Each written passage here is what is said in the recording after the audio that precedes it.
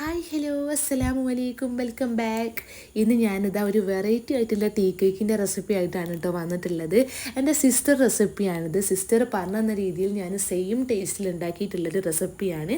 അപ്പോൾ നമുക്കിനൊട്ടും തന്നെ സമയം കളയാതെ വീഡിയോ ഒന്ന് മുഴുവനായിട്ട് കണ്ടിട്ട് വരാം. അതിന് മുൻപേ എൻ്റെ ചാനൽ ആദ്യമായിട്ട് കാണുന്നവരുണ്ടെങ്കിൽ ഒന്ന് സബ്സ്ക്രൈബ് ചെയ്തിട്ട് അതിൽ ഓൾ ഒന്ന് എനേബിൾ ചെയ്യാൻ മറക്കരുതേ. എന്നാലേ ഇൻഷാ അല്ലാ ഇതേപോലെ സിമ്പിളും ടേസ്റ്റിയുമായിട്ടുള്ള റെസിപ്പീസ് ഇടുന്ന സമയത്ത് കറക്റ്റായിട്ട് നോട്ടിഫിക്കേഷൻസ് കിട്ടുള്ളൂ. അപ്പോൾ നമുക്കിനി വീഡിയോ കണ്ടിട്ട് വരാം.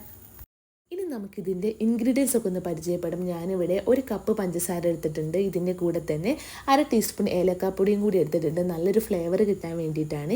ഇനി നമുക്കിതിലേക്ക് 10 മുതൽ 15 വരെ ഡേറ്റ്സ് കട്ട് ചെയ്തിട്ട് എടുക്കണം. അതിൻ്റെ കൂടെ തന്നെ സ്പെഷ്യൽ ഒരു ഇൻഗ്രീഡിയൻറ്റ് കൂടി നമ്മൾ ഇതിലേക്ക് ചേർക്കുന്നുണ്ട്. അതായത് ചെറിയുള്ളിയാണ്. 250 ഗ്രാമോളം ചെറിയുള്ളി നൈസായി കട്ട് ചെയ്തിട്ട് നെയ്യിൽ നല്ല രീതിയിൽ നമുക്കൊന്ന് റോസ്റ്റ് ചെയ്തെടുത്തതാണ്. റോസ്റ്റ് ചെയ്യുന്ന സമയത്ത് കുറച്ച് കാഷ്യൂം റൈസൻസും കൂടി ഇട്ടാൽ ഒന്നും കൂടി ടേസ്റ്റാണ് ഉണ്ടാവുക. ഇതിൻ്റെ കൂടെ തന്നെ 1 കപ്പ് മുതൽ 1.5 കപ്പ് വരെ തേങ്ങ നല്ല രീതിയിൽ നെയ്യിലൊന്ന് റോസ്റ്റ് ചെയ്തെടുത്തിട്ടുണ്ട്. നമ്മൾ ഈ സാമ്പാറിനൊക്കെ തേങ്ങ വറക്കില്ല, സെയിം സ്റ്റെപ്പ് തന്നെയാണ്. ഇനി നമുക്ക് ഇതിലേക്ക് നന്നായി പഴുത്തിട്ടുള്ളൊരു മീഡിയം സൈസുള്ള നേന്ത്രപ്പഴം 4ആയി കട്ട് ചെയ്തിട്ട് അതും കൂടി നെയ്യിൽ ഞാനൊന്ന് റോസ്റ്റ് ചെയ്തെടുത്തിട്ടുണ്ട്. ഇതാണ് കേട്ടോ നമ്മുടെ മെയിൻ ഇൻഗ്രീഡിയൻസ് എന്ന് പറയുന്നത്. പിന്നെ നമ്മൾ കോമൺ ആയിട്ട് യൂസ് ചെയ്യുന്ന ഫ്ലോറും എഗ്ഗും ബേക്കിംഗ് സോഡയും സോൾട്ടും ഒക്കെ തന്നെയും ഇതിന് ആവശ്യമായിട്ടുള്ളൂ. അപ്പോൾ നമുക്കിനി എങ്ങനെയാണ് ഇതിൻ്റെ പ്രിപ്പറേഷൻസ് എന്ന് കണ്ടിട്ട് വരാം. ഒട്ടും തന്നെ വെള്ളമില്ലാത്ത ക്ലീൻ ആയിട്ടുള്ളൊരു ബൗളിലേക്ക് ഞാനിവിടെ 5 മുട്ട പൊട്ടിച്ചൊഴിച്ചിട്ടുണ്ട്. ഇതിലേക്ക് ഒരു 1/4 ടീസ്പൂൺ ബേക്കിംഗ് സോഡയും കൂടി ചേർത്തിട്ടുണ്ട്. നമുക്ക് ഇത് ബീറ്റർ യൂസ് ചെയ്തിട്ട് നല്ല രീതിയിലൊന്ന് ബീറ്റ് ചെയ്തെടുക്കണം. അത്യാവശ്യം നല്ല രീതിയിലൊന്ന് ബീറ്റായി വരുന്ന സമയത്ത് മാത്രമാണ് നമ്മൾ ഇതിലേക്കുള്ള പഞ്ചസാര ആഡ് ചെയ്യാൻ വേണ്ടി പാടുള്ളൂ കേട്ടോ. മുട്ട അത്യാവശ്യം നല്ല രീതിയിലൊന്ന് പതഞ്ഞ് വന്ന സമയത്ത് ഞാനിതിലേക്ക് നമ്മളെടുത്ത് വെച്ചിട്ടുള്ള പഞ്ചസാരയും ഏലക്കാപ്പൊടിയും കൂടി ചേർത്ത് നല്ല രീതിയിലൊന്ന് ബീറ്റ് ചെയ്തെടുക്കുന്നുണ്ട്. ഫസ്റ്റ് ബീറ്റ് ചെയ്യുന്ന സമയത്ത് ഫസ്റ്റ് സ്പീഡിലെത്തിയതിന് ശേഷം പിന്നെ 5ലേക്ക് നമ്മളിതിലേക്ക് സ്പീഡ് കൂട്ടി നല്ലൊരു ക്രീമി ടെക്സ്ചറിൽ നമ്മൾ ബാറ്റർ റെഡിയാക്കി എടുക്കണം. ആ യെല്ലോ കളറൊക്കെ മാറി നല്ല വൈറ്റിഷ് ക്രീം ഷെയ്ഡിലെത്തിയിട്ടുണ്ടെങ്കിൽ നമ്മുടെ ബാറ്റർ ഇവിടെ സൂപ്പറായിട്ട് റെഡി ആയിട്ടുണ്ട്. ഇനി നമുക്കിതിലേക്ക് എടുത്ത് വെച്ചിട്ടുള്ള 1 കപ്പ് മൈദ കൂടി ചേർത്ത് ഏറ്റവും ലോ സ്പീഡിൽ നല്ല രീതിയിലൊന്ന് മിക്സ് ചെയ്തെടുക്കണം. ബീറ്റർ യൂസ് ചെയ്തിട്ട് നിങ്ങൾക്ക് മൈദ മിക്സ് ചെയ്യാൻ അറിയില്ലെങ്കിൽ ജസ്റ്റ് ഒരു ഫോർക്കോ അല്ലെങ്കിൽ നമ്മുടെ ഈ സ്പാച്ചുല അല്ലെങ്കിൽ വിസ്കൊക്കെ യൂസ് ചെയ്തിട്ട് ജസ്റ്റ് ഒന്ന് മിക്സ് ചെയ്തെടുത്താൽ മതി. പക്ഷേ ബീറ്റർ യൂസ് ചെയ്യാൻ വേണ്ടി പറ്റുന്നവരാണെങ്കിൽ നല്ല സ്മൂത്തായിട്ട് നമുക്കിത് റെഡിയാക്കി എടുക്കാൻ വേണ്ടി പറ്റും.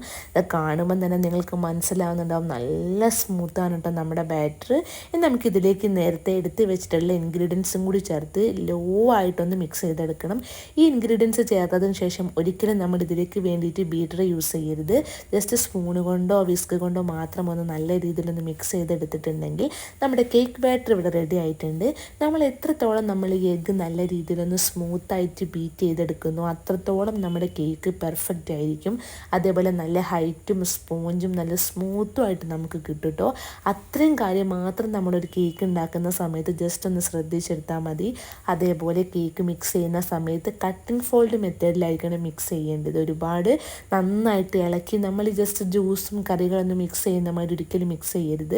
അങ്ങനെ ആവുന്ന സമയത്ത് നമ്മുടെ കേക്കിൻ്റെ ഫ്ലഫിനെസ് പോയിട്ട് കേക്ക് ഹൈറ്റ് ഒന്നും വെക്കാതെ കുറച്ച് ഹാർഡായി കിട്ടാനായിട്ടുള്ള ചാൻസ് ഉണ്ട്. ഞാനിതാ ഈ ഒരു പോട്ടിലാണ് കേട്ടോ നമ്മുടെ ഈ കേക്ക് റെഡിയാക്കുന്നത്. പോട്ടിൽ ഞാൻ അത്യാവശ്യം നല്ല രീതിയിലൊന്ന് ഗീ സ്പ്രെഡ് ചെയ്തെടുത്തിട്ടുണ്ട്. നമുക്ക് നമ്മുടെ ഈ ബാറ്റർ വെച്ച് നല്ല രീതിയിലൊന്ന് ലെവൽ ചെയ്തിട്ട് ജസ്റ്റ് ഒന്ന് ടാപ്പ് ചെയ്തെടുക്കണം. ആ എയർ ബബിൾസ് ഒക്കെ ഒന്ന് പോയിക്കോട്ടെ. ഏറ്റവും ലോ ഫ്ലെയിമിൽ ഒരു 30 to 35 മിനിറ്റ് നമുക്ക് കേക്ക് നല്ല രീതിയിലൊന്ന് ബേക്ക് ചെയ്തെടുക്കണം. ബേക്കിംഗ് ടൈം ഓരോരുത്തരെ ഗ്യാസ് സ്റ്റോപ്പിനെയും എടുക്കുന്ന പോട്ടിനെയൊക്കെ ഡിപ്പെൻഡ് ചെയ്തിട്ടാണ് ഇരിക്കുക. അത് ജസ്റ്റ് ഒന്ന് ശ്രദ്ധിച്ചാൽ മതി. നല്ല ടേസ്റ്റ് ആയിട്ടോ ഈ കേക്ക് കഴിക്കാനായിട്ട്. ചെറിയുള്ളിയും തേങ്ങയും അതേപോലെ മറ്റുള്ള ഫ്രൂട്ട്സിൻ്റെയും കൂടി ടേസ്റ്റ് വരുന്ന സമയത്ത് സൂപ്പറാണ്. നിങ്ങൾക്കിനി ഇതിൻ്റെ കൂടെ കുറച്ച് ചെറീസ് ടൂട്ടി ഫ്രൂട്ടി എന്ത് വേണമെങ്കിലും ആഡ് ചെയ്യാം, ഒരു കുഴപ്പമില്ല. അത്രയ്ക്ക് ടേസ്റ്റ് ആയിട്ടോ നമ്മുടെ കേക്ക് കഴിക്കാനായിട്ട്. എനിക്കിവിടെ ഏകദേശം ഒരു 40 മിനിറ്റ് എടുത്തിട്ടുണ്ട് കേക്ക് നല്ല പെർഫെക്റ്റ് ആയിട്ടൊന്ന് ബേക്കായി കിട്ടാൻ വേണ്ടിയിട്ട്. നന്നായി ചൂടാറിയതിന് ശേഷം നമ്മുടെ ഇഷ്ടത്തിനനുസരിച്ച് നമുക്കിത് കട്ട് ചെയ്തെടുക്കാം. എന്തായാലും ട്രൈ ഔട്ട് ആക്കി നോക്കുക. ഫീഡ്ബാക്ക് ഒന്ന് താഴെ കമൻറ്റ് ചെയ്യുക.